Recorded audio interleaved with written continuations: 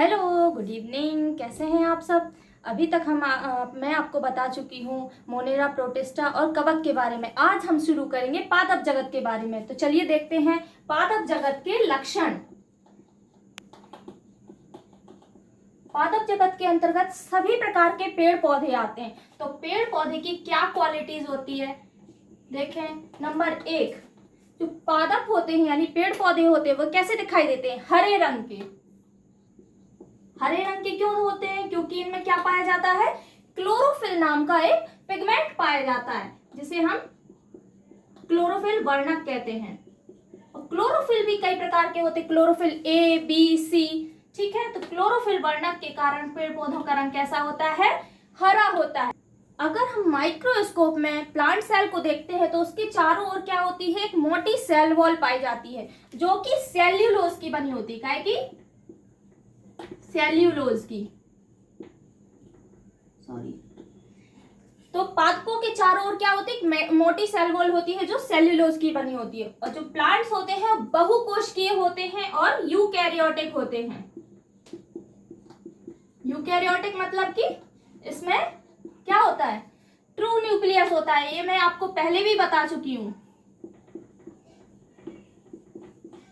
अब बात आती है कि ये पेड़ पौधे पाए कहाँ जाते हैं। पेड़ पौधे सभी को मालूम है कहाँ पाए जाते हैं?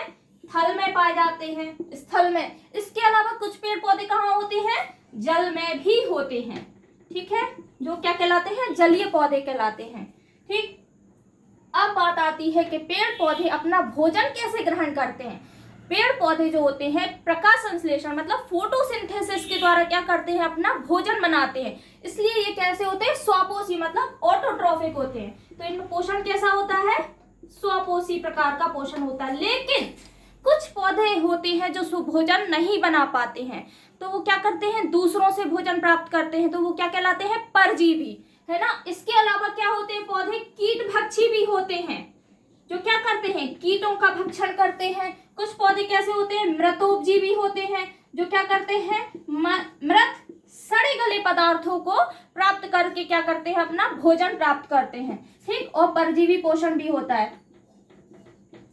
तो पौधों में कितने प्रकार का पोषण हो गया? स्वपोषी, कीटभक्षी, मृतोपजीवी और परजीवी। इसमें क्या होता है? प्रजनन जो होता है वो लैंगिक और अलैंगिक मतलब सेक्सुअल और एसेक्सुअल दोनों प्रकार से होता है, ठीक है। लैंगिक और अलैंगिक विधि के द्वारा इनमें क्या होता है? प्रजनन होता है। एग्जाम्पल देख लेते हैं पेड़ पौधों के। सबसे पहले आता है शैवाल मतलब कि एल्गी, जो कहाँ पाई जाती है? जल में पाई जाती है, नमी वाली जगह। ब्रायोफाइट्स, इनके हम आगे डिटेल में पढ़ेंगे लक्षण। टेरिडोफाइट्स। अब कुछ पौधे ऐसे होते हैं जो नग्न बीजी होते हैं या जिम्नोस्पर्म कहते हैं जिन्हें, मतलब जिनके बीज के चारों ओर कवर नहीं पाया जाता है, जिन्हें कहते हैं हम जिम्नोस्पर्म। क्या कहते हैं? जिम्नोस्पर्म। इसके अलावा एक और होते हैं जिन्हें हम कहते हैं एंजियोस्पर्म। जो एंजियोस्पर्म होते हैं उसमें क्या, उसकी क्या क्वालिटी है? एंजियोस्पर्म के जो बीज होते हैं उसके चारों ओर कवर पाया जाता है और जिम्नोस्पर्म के चारों ओर, बीज के चारों कवर नहीं पाया जाता है। नेक्स्ट हमारा है शैवाल की लक्षण। तो सबसे पहले प्लांट में हमने क्या देखा था एग्जाम्पल में? शैवाल यानी एल्गी। शैवाल कैसे होते हैं इसके पहले भी मैं बता चुकी हूँ। शैवाल यानी काई। काई कैसे कलर की दिखती है? हरे रंग की। क्यों? क्योंकि इसमें क्या पाया जाता है? क्लोरोफिल या क्लोरोप्लास्ट भी हम कह सकते हैं। क्लोरोप्लास्ट के अंदर ही क्या होते हैं? छोटे छोटे से पिगमेंट होते हैं जिन्हें हम कहते हैं क्लोरोफिल। तो क्लोरोप्लास्ट के कारण इनका क्या होता है? शैवाल का रंग होता है हरा। इसमें भी क्या होती है? सेल्यूलोज की सेल वॉल पाई जाती है। तो सेल्यूलोज बार बार आ रहा है नाम, तो देखते हैं सेल्यूलोज क्या होता है। सेल्यूलोज एक ऐसा पदार्थ है जो नॉर्मल ह्यूमन उसको डाइजेस्ट नहीं कर सकता है, ठीक है ना। तो सेल्यूलोज को डाइजेस्ट कौन कर सकता है? एनिमल जो होते हैं जैसे गाय, भैंस, बकरी, ये सब क्या होते हैं, जुगाली करने वाले जानवर होते हैं। ये क्या करते हैं, सेल्यूलोज को डाइजेस्ट कर सकते हैं, लेकिन हम सेल्यूलोज को डाइजेस्ट नहीं कर सकते। ये इतना खतरनाक का पदार्थ होता है। सेल्यूलोज की सेल वॉल किस में होती है, शैवाल में, और बाकी जितने प्लांट्स है उसमें भी क्या होती है, सेल्यूलोज की सेल वॉल होती है। अब ये जो शैवाल होते हैं वो कहाँ पाए जाते हैं, जल में, ठीक है। इसके अलावा जहां पे क्या होती है, मॉइस्चर होती है, यानी कि नमी पाई जाती है, नमी वाले स्थान पे शैवाल पाई जाती है, ठीक है। अब शैवाल होती है उसमें संवहन ऊतक यानी कि जाइलम और फ्लोएम प्रेजेंट होते हैं, ठीक है। तो इसमें क्या होता है, संवहन ऊतक यानी कि वास्कुलर बंडल पाए जाते हैं। कौन कौन से, जाइलम और फ्लोएम पाए जाते हैं, ठीक है। इसका एग्जाम्पल हो गया स्पायरोगायरा। और इसके अलावा मैंने ये भी बताया था, जो शैवाल होते हैं वो कवक के साथ मिलकर जीवन यापन कर लेते हैं, उसको क्या कहते हैं, सहजीविता। जाइलम वो पदार्थ है, पेड़ पौधों में पाया जाता है जाइलम। जाइलम क्या करता है, पेड़ पौधों में जल का ट्रांसफर करता है। फ्लोएम क्या करता है, भोजन का ट्रांसफर करता है एक स्थान से दूसरे स्थान की ओर, और जाइलम जल का ट्रांसफर करता है। क्लियर।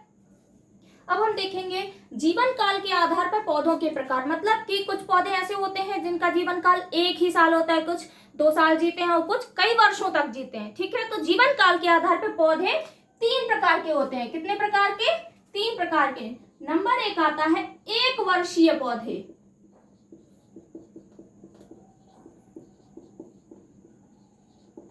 एक वर्षीय पौधे, सिंपल सी बात है, वे पौधे जो केवल क्या करते हैं, 1 वर्ष में अपना जीवन चक्र पूरा कर लेते हैं, मतलब 1 ही वर्ष तक जीवित रहते हैं। 1 वर्ष में जीवन चक्र पूर्ण कर लेते हैं, वो क्या कहलाते हैं, 1 वर्षीय पौधे कहलाते हैं, ठीक है। या फिर ये कह सकते हैं जिनका जीवन काल क्या होता है, केवल 1 वर्ष। ये आपकी डेफिनेशन हो गई। 1 वर्षीय पौधे क्या कहलाते हैं, जिनमें 1 वर्ष का जीवन चक्र पाया जाता है। एग्जाम्पल देख लेते हैं।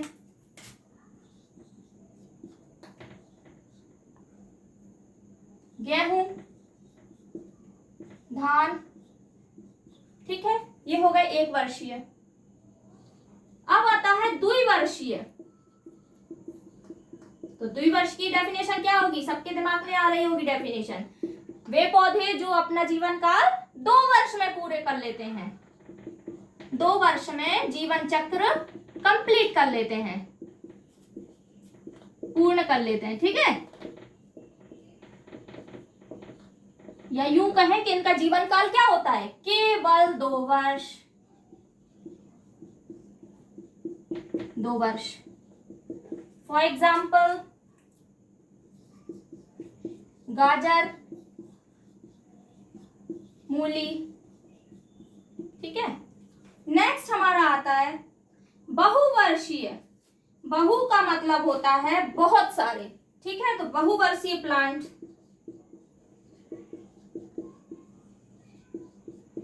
वे पौधे जिनका जीवन चक्र कई वर्षों तक चलता रहता है, ठीक है। या फिर यूं कहें कि जिनका जीवन काल लंबी अवधि का होता है, वो क्या कहलाते हैं, बहुवर्षीय कहलाते हैं, बहुवर्षीय पौधे कहलाते हैं। कई वर्षों तक इनका क्या चलता है, जीवन चक्र, सॉरी, ठीक है। क्लियर। एग्जाम्पल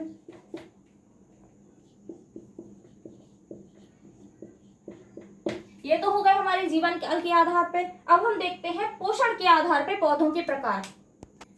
पोषण के आधार पे पौधे मुख्य रूप से 2 प्रकार का पोषण करते हैं, मतलब 2 प्रकार के होते हैं, स्वपोषी और दूसरा है विषमपोषी। अब जो स्वपोषी प्लांट्स होते हैं या स्वपोषी पोषण होता है, उसमें क्या होता है कि पेड़ पौधे प्रकाश संश्लेषण के द्वारा, किस विधि द्वारा, प्रकाश संश्लेषण के द्वारा क्या करते हैं, भोजन बना लेते हैं, ठीक है। और क्या करते हैं, अपना भोजन पोषण करते हैं।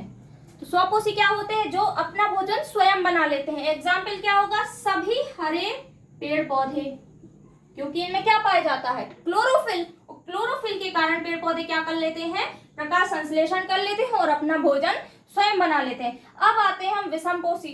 विषमपोषी जो होते हैं वो कई प्रकार के होते हैं। नंबर 1 इसका परजीवी, परजीवी पोषण। अब जो परजीवी होते हैं वो भी 2 प्रकार के होते हैं। कौन कौन से?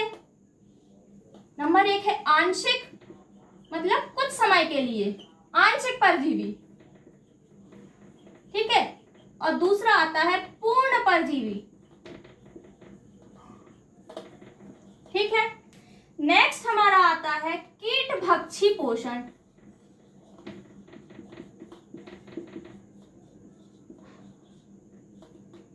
इसके अलावा पेड़ पौधे मृतोपजीवी भी करते हैं। अभी मैंने जो पादप जगत के लक्षण थे उसमें आपको बताया था कि मृतोपजीवी, कीटभक्षी पोषण भी क्या करते हैं? पेड़ पौधे करते हैं। इसके अलावा एक और पोषण है सहजीवी पोषण, जो भी पेड़ पौधे करते हैं, ठीक है। तो अब हम आते हैं विषमपोषी पोषण पे। तो विषमपोषी पोषण वो है जिसमें पेड़ पौधे क्या करते हैं? दूसरे पौधों से पोषण प्राप्त करते हैं। मतलब हेटेरोटॉप क्या होता है? पेड़ पौधे दूसरे पौधों पे डिपेंड होते हैं भोजन प्राप्त करने के लिए। तो परजीवी का मतलब होता है कि दूसरे पौधे पर डिपेंड होना भोजन के लिए। अब परजीवी भी 2 प्रकार का होता है। आंशिक, आंशिक मतलब कुछ समय के लिए किसी अन्य पौधे पर भोजन के लिए आश्रित रहना। फॉर एग्जाम्पल अमरबेल आप लोगों ने देखी होगी, जिसने देखी होगी उसको माइंड में आ रहा होगा। तो अमरबेल क्या होती है? दूसरे पौधे के तने पर लिपटी रहती है और उसके अंदर छोटे छोटे से चूसकांग यानी कि एब्जॉर्ब करने वाले कांटेनुमा संरचना होती है, जो किसी भी, जैसे ये डायग्राम मान लो, ये है तना, ये हो गई अमरबेल। तो अमरबेल होती है क्या करती है? अपने सक्कर्स यानी चूसकांग बनाती है, जो कि क्या करता है? जो तना है उससे भोजन को चूसता रहता है या अवशोषित करता रहता है, ठीक है। तो अमरबेल क्या करती है? किसी अन्य पौधे पर चिपकी होती है और उससे क्या करती है? अपना भोजन प्राप्त करती है। पूर्ण परजीवी का एग्जाम्पल क्या है? इसका पूर्ण परजीवी का एग्जाम्पल है अमरबेल, पूरी तरह से दूसरे पौधे पर डिपेंड होती है। और आंशिक परजीवी का एग्जाम्पल है चंदन, ठीक है। चंदन के बारे में बताते हैं। चंदन क्या है? चंदन का पेड़ जो होता है, शुरुआत में जो उसकी स्टेज होती है लगभग 1 से 3 या 4 वर्ष तक, ठीक है। तो 3 या 4 वर्ष तक ये क्या करता है? दूसरे पौधे से भोजन प्राप्त करता है। क्यों? क्योंकि इसमें जड़ें नहीं होती हैं। लेकिन उसकी जैसे जैसे ये मैच्योर होता जाता है तो इसकी जड़ें भी हालांकि हो, ये क्या करता है? स्वयं प्रकाश संश्लेषण के द्वारा भोजन बना लेता है, ठीक है। तो ये क्या करता है? आंशिक परजीवी होता है कुछ समय के लिए। पूर्ण परजीवी यानी कि पूरे हमेशा, ये कभी भोजन नहीं बना सकता लाइफ टाइम। तो अमरबेल क्या हो गया? पूर्ण परजीवी का एग्जाम्पल हो गया। अब आते हैं नेक्स्ट कीटभक्षी पोषण पे। कीटभक्षी मतलब इंसेक्टिवोरस न्यूट्रिशन, ठीक है। तो कीटभक्षी मतलब कि क्या होते हैं? कुछ पेड़ पौधे ऐसे होते हैं जो प्रकाश संश्लेषण तो करते हैं, मतलब ये क्या करते हैं? अपना भोजन स्वयं बना लेते हैं। लेकिन इनमें क्या होती है? कुछ न्यूट्रिएंट्स मतलब कि खनिज तत्वों की कमी पाई जाती है। उस कमी को पूरा करने के लिए क्या करते हैं? कीड़ों को खाते हैं, ठीक है। जैसे एग्जाम्पल है कलश पादप।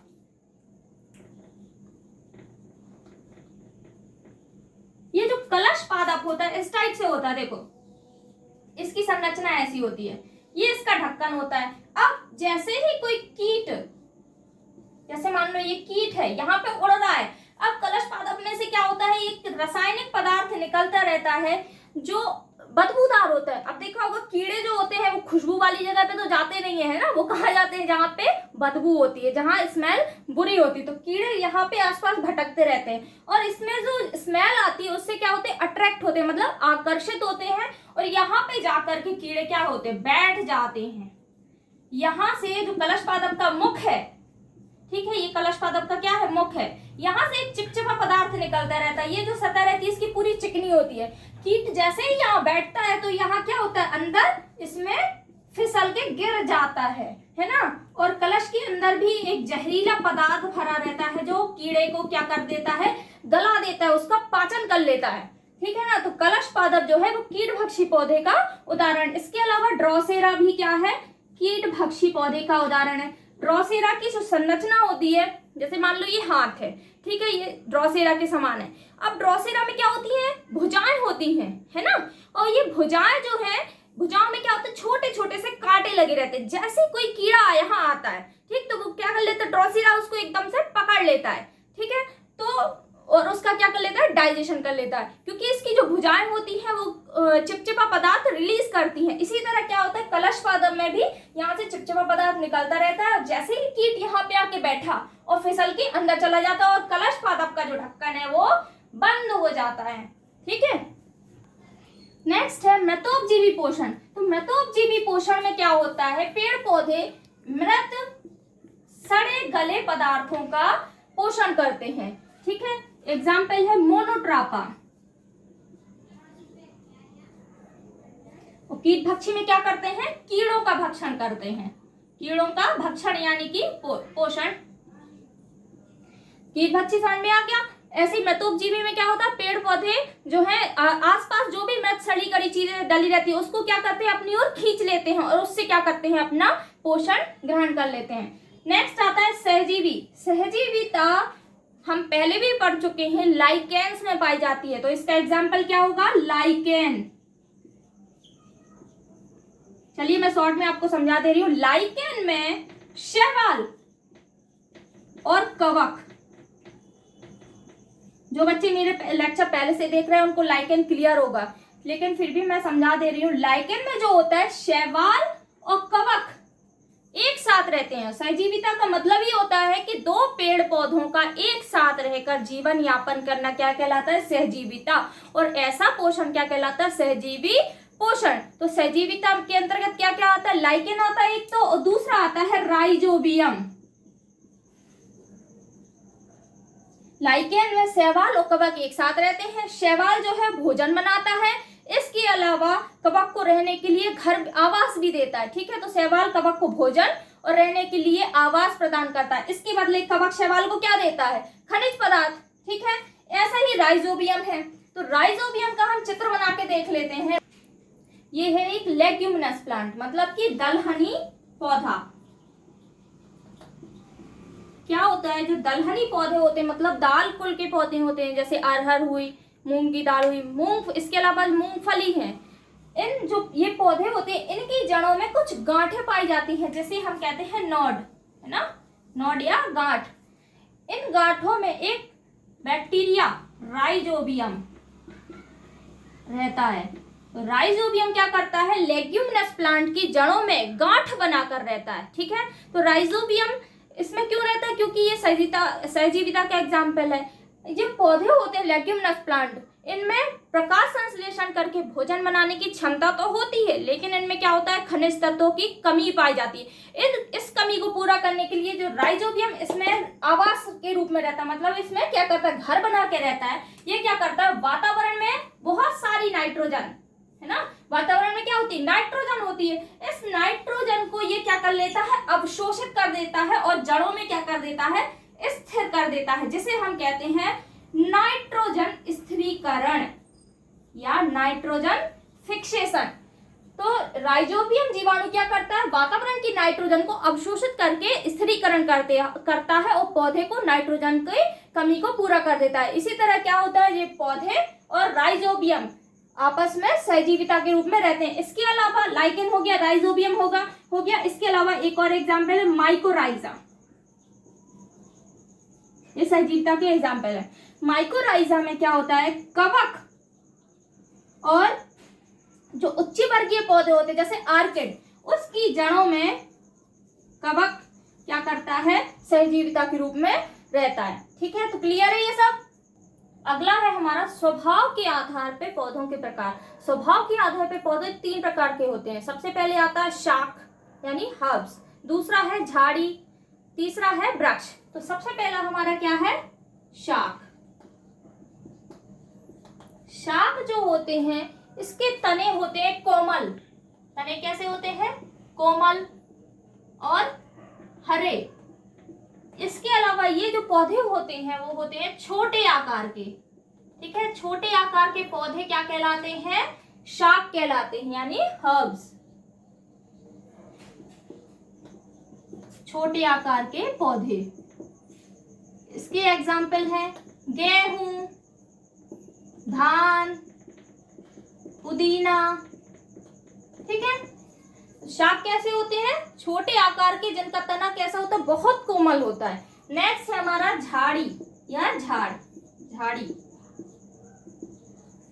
तो झाड़ी के जो तने होते हैं वो काष्ठीय होते हैं, मतलब कि लकड़ी ज्यादा होती है और ये तने होते हैं कठोर।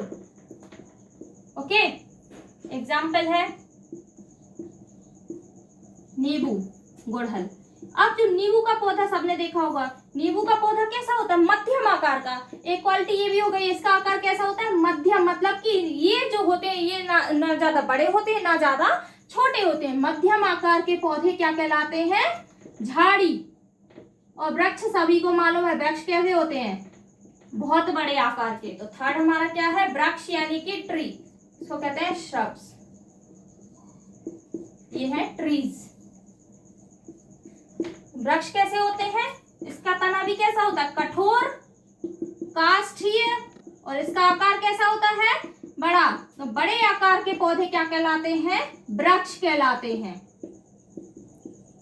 पौधे बहुत सारे होते हैं, जैसे आम हो गया, पीपल हो गया, कनेर हो गया।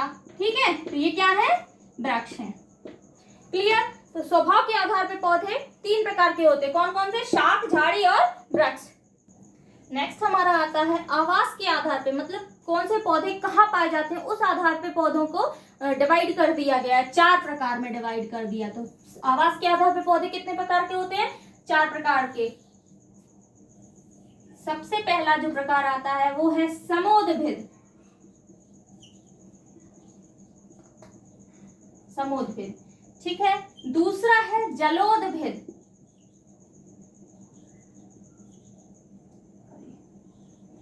तीसरा है मरूदभिद और लास्ट है लवणोद्भिद।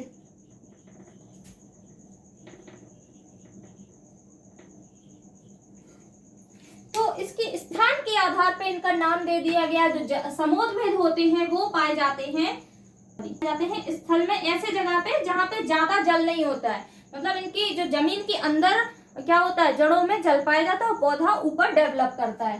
स्थलीय पौधे क्या कहलाते हैं? समोद्भिद पौधे कहलाते हैं। ठीक है, इसका और जलोद्भिद क्या कहलाते हैं? ऐसे पौधे जो कहाँ पाए जाते हैं? जल में पाए जाते हैं। जल में पाए जाने वाले पौधे क्या कहलाते हैं? जलोद्भिद कहलाते हैं। मरुद्भिद पौधे ऐसे पौधे जो कहाँ पाए जाते हैं? मरुस्थलीय एरिया में, जहाँ पे क्या होती है? जल की बहुत ज्यादा कमी होती है। मतलब वहाँ रेगिस्तानी एरिया में क्या होते हैं? मरुद्भिद पौधे होते हैं। तो जहाँ जल की कमी होती है या मरुस्थल में पाए जाने वाले पौधे क्या कहलाते हैं? मरुद्भिद कहलाते हैं। अगर आप इस टाइप से पढ़ेंगे तो आपको डेफिनेशन याद करने में बहुत आसानी जाएगी। लवणोद्भिद पौधे ऐसे पौधे जो लवणीय जल में पाए जाते हैं, मतलब कि ऐसी जगह जहाँ पे ऐसा जल जहाँ पे क्या होते हैं? कई प्रकार के लवण घुले होते हैं, वो क्या कहलाते हैं? लवणीय जल कहलाता है। तो लवणीय जल में पाए जाने वाले पौधे क्या कहलाते हैं? लवणोद्भिद प्लांट्स। मृदा जल में पाए जाने वाले पौधे। ठीक है, आइए एग्जाम्पल देख लेते हैं। समोद्भिद पौधे मतलब स्थलीय पौधे। एग्जाम्पल है आम, पीपल, ये क्या हो गए? समोद्भिद पौधे। अब जो जल में पाए जाने वाले पौधे वो क्या कहलाएंगे? जलीय पौधे। तो इसका एग्जाम्पल क्या हुआ? कमल, है ना। कमल का पौधा क्या होता है? जल में होता है। मरुस्थलीय पौधे जैसे कि नागफनी या कैक्टस। लवणीय पौधा है राइजोफोरा। राइजोफोरा एक ऐसा पौधा है जो लवणीय जल में पाया जाता है और इसकी जड़ें क्या होती हैं? जमीन के ऊपर आ जाती है। इस टाइप से क्या करती है? जमीन के जड़ें, ये जड़ें होती हैं जमीन के ऊपर आ जाती हैं, क्योंकि इनकी जड़ों में श्वसन के लिए ऑक्सीजन नहीं मिलती है जमीन के नीचे, क्योंकि लवणीय जल है। तो लवणीय जल में क्या होता है? ऑक्सीजन एब्सेंट हो जाती है, इसलिए जड़ें क्या आ जाती हैं? जमीन के ऊपर। ऐसी जड़ों को हम कहते हैं श्वसन मूल। ठीक है, या या न्यूमेटोफोर, ये क्या है एग्जाम्पल हो गया राइजोफोरा। राइजोफोरा क्या है, लवणोद्भिद का एग्जाम्पल है, ठीक है। तो इस टाइप से होता है राइजोफोरा। पादप जगत जो है उसके क्लासिफिकेशन के आधार पे उस दो प्रकार में बांटा गया था। सबसे पहले क्रिप्टोगैम्स, क्रिप्टोगैम्स मतलब कहलाता है अपुष्पीय पौधे, और दूसरा आता है फेनेरोगैम्स मतलब कि पुष्पीय पौधे। तो क्रिप्टोगैम्स वे पौधे हैं जिनमें क्या होते हैं, पुष्प नहीं पाए जाते हैं, मतलब पौधे होते हैं उसमें ना तो पुष्प होते हैं और जो उसके बीज होते हैं उसके वो चारों ओर आवरण भी नहीं होता है, या फिर ये कह सकते हैं बिना बीज वाले पौधे, बिना बीज वाले पौधे। क्रिप्टोगैम्स की डेफिनेशन क्या हुई, ऐसे पौधे जिनमें ना तो बीज होते हैं ना ही क्या होते हैं पुष्प, बीज और पुष्प दोनों नहीं पाए जाते, किसमें, क्रिप्टोगैम्स में। दूसरा आता है फेनेरोगैम्स। तो फेनेरोगैम्स वो प्लांट्स है जिसमें फूल होते हैं यानी कि पुष्प भी प्रेजेंट होते हैं और बीज भी प्रेजेंट होते हैं, ठीक है। अब जो क्रिप्टोगैम्स है उसको 3 पार्ट में डिवाइड किया गया। कौन कौन से, फर्स्ट थैलोफाइटा, सेकंड ब्रायोफाइटा और थर्ड टेरिडोफाइटा। जो थैलोफाइटा होता है, थैलोफाइटा की संरचना होती है थैलस के समान, मतलब सूकायवत, फूली हुई। तो थैलोफाइटा को भी कितने 2 पार्ट्स में डिवाइड किया गया है, शैवाल और कवक, जो कि हम डिटेल में पढ़ चुके हैं। नेक्स्ट है ब्रायोफाइटा। तो ब्रायोफाइटा की क्वालिटी होती है ये असंवहनीय होते हैं, मतलब कि इसमें संवहन ऊतक, संवहन ऊतक नहीं पाया जाता है, लेकिन टेरिडोफाइट्स में संवहन ऊतक पाया जाता है, इसलिए ये संवहनीय प्लांट्स हैं, ठीक है ना। इसका एग्जाम्पल है सिलेजेनेला और इसका एग्जाम्पल है साइकस, ठीक है। सिलेजेनेला के अलावा इसका एग्जाम्पल है ल्यूकोपोडियम।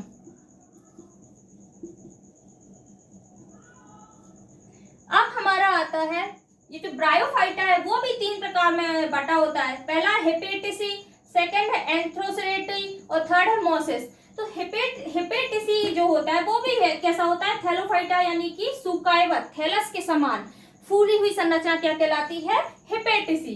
इसके अलावा नेक्स्ट आता है एंथोसेरोटी। एंथोसेरोटी के जो प्लांट्स होते हैं वो हॉर्नवर्ड्स होते हैं, मतलब कि उसमें क्या होती है, सींग के समान संरचना होती है, ठीक है। और थर्ड है मोसिस। मोसिस मतलब कि क्या होती है, फूली हुई संरचना, जैसे फर्न हो गया। तो फर्न की स्ट्रक्चर इस टाइप से होती है, ये भी कैसा होता है, फूला हुआ होता है। सूकायवत संरचना भी क्या कहलाती है, मोसिस। तो ब्रायोफाइटा भी कितने प्रकार का होता है, 3 प्रकार का। कौन कौन से, हेपेटिसी, एंथोसेरोटी और मोसिस। अब आते हैं हम फेनेरोगैम्स में। फेनेरोगैम्स डिवीजन करेंगे, 2 पार्ट में होते हैं। सबसे पहला है जिम्नोस्पर्म और सेकंड है एंजियोस्पर्म। ये मेन चीज है, ये याद रखना, जो जिम्नोस्पर्म है उसे हम नग्नबीजी भी कहते हैं, नग्नबीजी पौधे। हिंदी में क्या कहते हैं इनको, नग्नबीजी पौधे, और इनको कहते हैं आवृतबीजी, आवृतबीजी, ठीक है। तो नग्नबीजी मतलब कि ऐसे पौधे जिनके चारों ओर खोल नहीं पाई जाती, ऐसे पौधे जिनके बीज के चारों ओर क्या होती, कवरिंग नहीं पाई जाती। देखोगे जैसे चना है, चना में क्या होता है, अंदर बीज होता है और उसके चारों ओर कठोर सा क्या होता है, कवर होता है ना, भाग होता है, उसे क्या कहते हैं, उसका आवरण कहते हैं। तो जिन बीज के चारों ओर आवरण होता है उसे क्या कहेंगे हम, आवृतबीजी। ध्यान से सुनना। और जिनके चारों ओर आवृत नहीं होगा उनको क्या कहेंगे हम, नग्नबीजी या जिम्नोस्पर्म, ठीक। तो जिम्नोस्पर्म के एग्जाम्पल हो गए साइकस पाइनस। आवृतबीजी के भी 2 प्रकार होते हैं, एक बीजपत्री और द्विबीजपत्री। अब देखना ध्यान से, एक बीजपत्री वे पौधे जिनके बीज में केवल एक ही बीज होता है, मतलब कि उसमें 2 टुकड़े नहीं होते, 2 भाग नहीं होते। और द्विबीजपत्री को आप देखेंगे इसमें बीज से खांच होती है, मतलब कि अगर उसको डिवाइड करेंगे तो 2 टुकड़े बन जाते हैं। बहुत ही इजी चीज है। तो जिम्नोस्पर्म में क्या होता है, ऐसे पौधे जिनके बीज के चारों ओर क्या होता है, बीज के चारों ओर आवरण क्या होगा, पाया जाएगा या नहीं पाया जाएगा, नग्नबीजी है, नहीं पाया जाएगा, ठीक है। तो एब्सेंट होता है, क्या होता है, आवरण एब्सेंट होता है। लेकिन इसमें क्या होता है, आवृत, आवृत मतलब घिरा हुआ। तो इसमें बीज के चारों ओर क्या होता है, आवरण पाया जाता है। आप देखते हैं जो एंजियोस्पर्म होते हैं वो भी 2 टाइप्स के होते हैं। कौन कौन से? एक बीजपत्री और द्विबीजपत्री। एक बीजपत्री में क्या होता है, बीज केवल एक ही होता है, उसमें 2 भाग बराबर भाग नहीं होते हैं। जैसे कि मान लो नींबू है,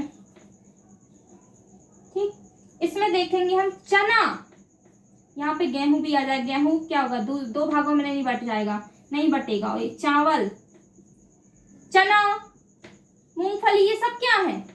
द्विबीजपत्री। अब देखो चने को अगर हम तोड़ते हैं तो 2 बराबर भागों में बट जाता है, मूंगफली भी सेम 2 बराबर भागों में बट जाती है। तो जो 2 बीज, ऐसे बीज जो 2 बराबर भागों में बट जाए वो क्या कहलाएंगे? द्विबीजपत्री। और जिनको तोड़ने पर 2 कॉटिलिडन्स मतलब 2 बीजपत्र जिनके नहीं होंगे वो क्या कहलाएंगे? हमारे एक बीजपत्री। क्लियर? तो ये था हमारा आज का वीडियो। आपको जो भी डाउट्स हो वो आप हमारी टेलीग्राम पे जाके पूछ सकते हैं या फिर कमेंट बॉक्स में जाके पूछ सकते हैं। तो टेलीग्राम की लिंक आपको नीचे दी गई है। आपको जो भी डाउट्स हो प्लीज़ प्लीज़ प्लीज़ डाउट्स को क्लियर कीजिए और अच्छे से सिस्टमैटिक नोट्स बनाइए। क्लियर? और अभी तक कोरोना ख़त्म नहीं हुआ है तो प्लीज़ घर पे रहिए। Thank you.